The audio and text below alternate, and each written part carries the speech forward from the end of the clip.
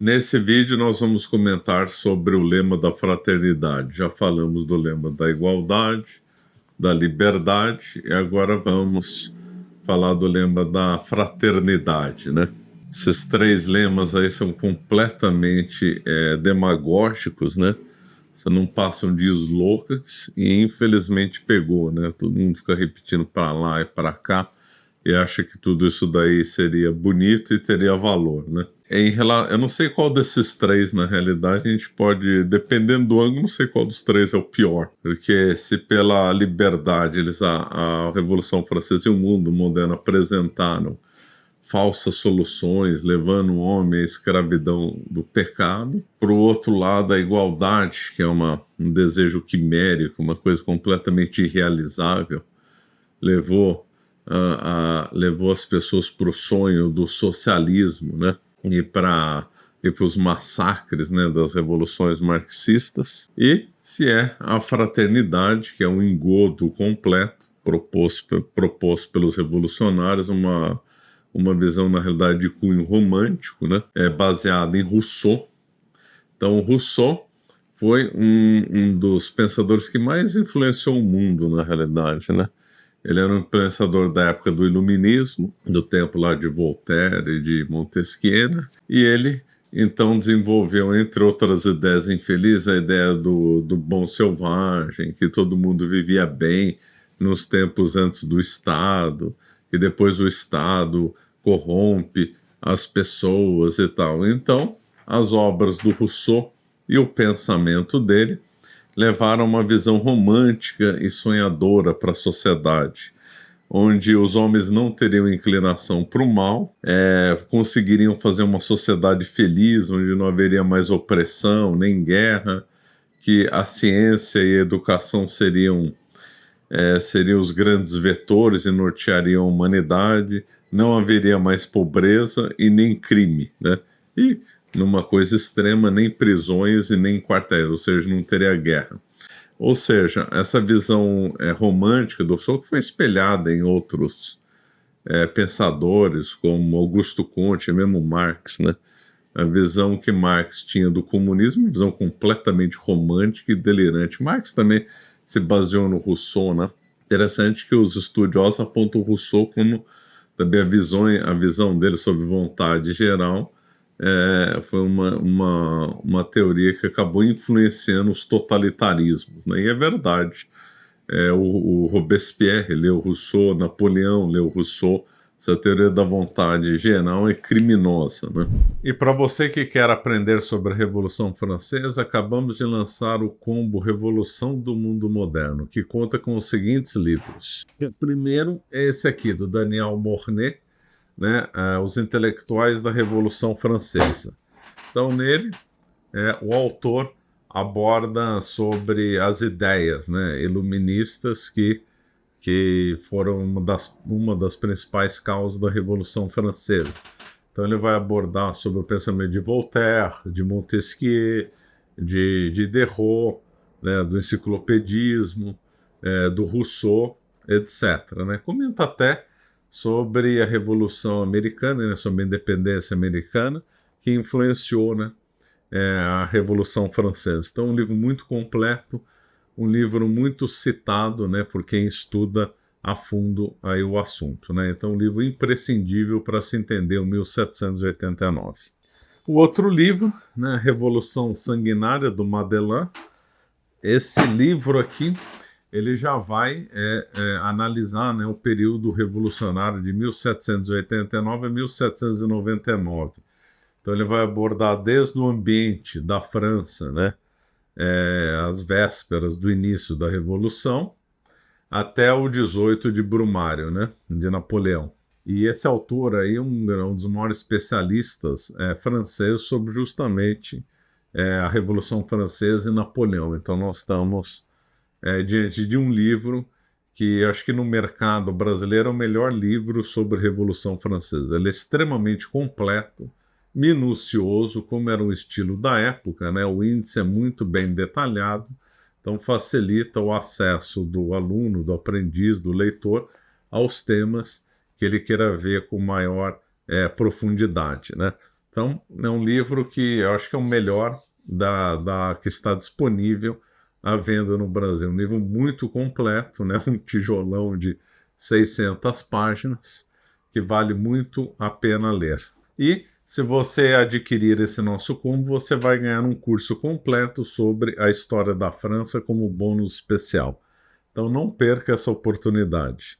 E o preço é apenas R$ 169,00 ou 12 vezes de R$ 16,90 para ganhar esses 2 tijolos, vamos dizer assim, porque são livros extremamente robustos e completos. E ainda mais o curso de História da França. Simplesmente é imperdível. Por esse preço não existe no mercado, por esse preço, livros dessa qualidade. Isso aí não tem. A pessoa pode pagar mais barato, mas são aqueles livros de divulgação, só falam generalidade. Um problema muito dos livros de divulgação no Brasil é que eles só falam generalidade, só mostram o óbvio, fala coisa que todo mundo já sabe, né? Agora, livros profundos como esse, que avançam muito além do nível verniz do nosso mercado editorial, você não se encontra por esse preço, mas de jeito nenhum.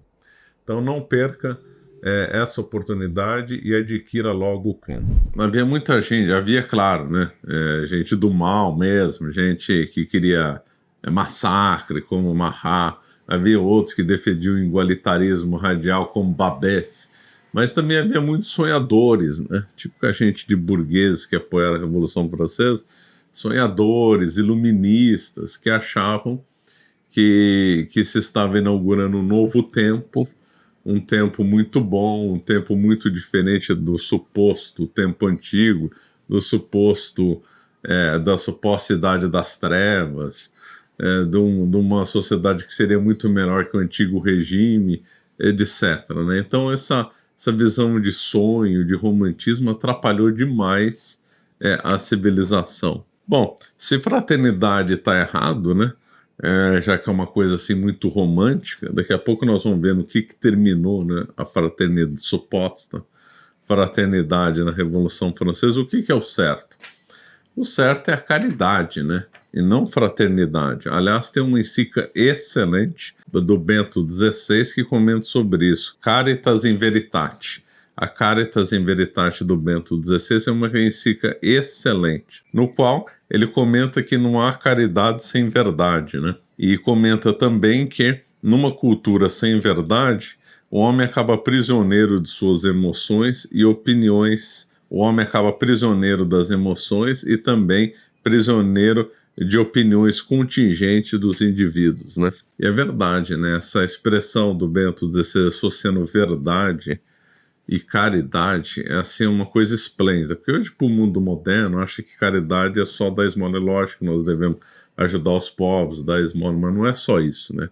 A verdadeira caridade, ela tem um liame profundo com a verdade. Não dá para fazer caridade e ajudar aos outros falando mentira, por exemplo. Então vamos fazer caridade, montar um site, um canal no YouTube, investir nas redes sociais para ajudar os outros falando mentira. Não dá, nós estamos atrapalhando os outros, não ajudando os outros, né? Então, esse liame entre verdade e caridade é fundamental, né? Porque um homem é um ser racional.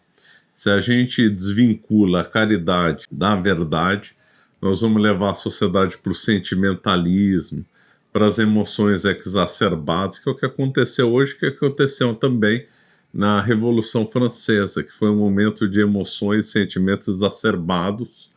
E quando os sentimentos, as emoções ficam exacerbadas, é muito comum isso virar ódio, né? Virar ira, que é o que aconteceu na Revolução Francesa. Então, o movimento iluminista, pseudo-racionalista, visões românticas de Rousseau, sentimentalismo extremo, levou a França a um ambiente de revolução. Isso daí se converteu facilmente em ira e em ódio, levando a um dos crimes mais absurdos da história da humanidade, né? Então, a fraternidade, né, na Revolução Francesa, não levou os homens a conviverem como irmãos, como seria a origem do termo, né? E nem construir uma sociedade melhor. Levou os homens a um ambiente de terror completo, né? Em Lyon, por exemplo, o Fouché, organizou lá uma campanha de repressão contra a população. Lyon foi um grande centro que se rebelou contra a população. Ele simplesmente reuniu a população lá na Praça Central e mandou disparar canhões. E quem sobreviveu foi morto a facadas ou à base da baioneta, que a baioneta tinha uma faca na frente, né? Então foram mortos a facadas, né? Impressionante. Essa é a fraternidade da Revolução Francesa? Ou mais, querendo Revolução Francesa, os revolucionários falavam que o povo estava passando fome. E o que fez a Revolução Francesa? Fez o povo passar fome, essa que é a verdade. Não foi a fome que causou a Revolução, foi a Revolução que causou a fome na Revolução Francesa. Olha como os livros invertem a lógica, né? Falava que um povo faminto, desesperado, se levantou, pegou em armas para derrubar a opressão. Mentira! Quem causou a fome foi a própria Revolução, a má gestão na França. Os crimes levaram a população à fome. Houve congelamento de preço, né? Congelamento de preço é uma das ideias mais criminosas e imbecis que tem na área econômica. Não deu certo no final do Império Romano. Primeiro, acho que o tabelamento de preço que existiu na história, pelo menos que se saiba, é lá no tempo do Império Romano, o Diocleciano, né? Não deu certo, obviamente. E na Revolução Francesa tentaram fazer, também não deu certo. E o que aconteceu? Os produtos sumiram, ninguém queria vender mais nada, negociar mais nada, ninguém queria, na realidade, agricultores desistiram de plantar e de colher, porque achavam que aquilo lá não ia dar, que eles não iam ganhar dinheiro, iam ter que, ou mesmo, iam ser ameaçados para entregar sua produção para o Estado. O que aconteceu é que gerou fome. Em Paris chegou-se a fazer pão de capim, né? Gatos e cachorros sumiram de Paris e de outras cidades da França. E teve alguns que defenderam que os antirrevolucionários, né, a carne dos antirrevolucionários, seriam usados em refeições e se propôs fazer um açougue de carne humana. Isso é verdade, hein? Então, houve proposta para legalizar o canibalismo. Houve proposta para se pegar a carne dos mortos antirrevolucionários e para serem vendidos num açougue. Inacreditável. Houve essa proposta na Revolução Francesa, né? Isso é fraternidade? Então, o que nós vemos aí nesses três lemas, igualdade, liberdade, fraternidade, é uma coisa que é completamente delirante, não tem palavra para explicar os crimes da Revolução Francesa, uma das coisas mais sórdidas da história, e que, se não bastasse ter sido aconteceu lá, serviu como exemplo para coisas piores no tempo com Hitler, com Lenin, com Stalin, com Mao Tse-tung, com Pol Pot. Toda essa corja de assassinos, de psicopatas que fomentaram as revoluções comunistas no mundo tiveram como causa inicial a Revolução francesa, né? Então sempre se vê aqui de gente comunista falando não, o capitalismo não é fraterno, que é bom o comunismo, onde pode haver fraternidade, igualdade, liberdade. Doce ilusão. Essas coisas conduzem ao crime, ao ódio, à tirania, à ausência à perseguição aos direitos, né? Então, vamos ficando por aqui. Obrigado.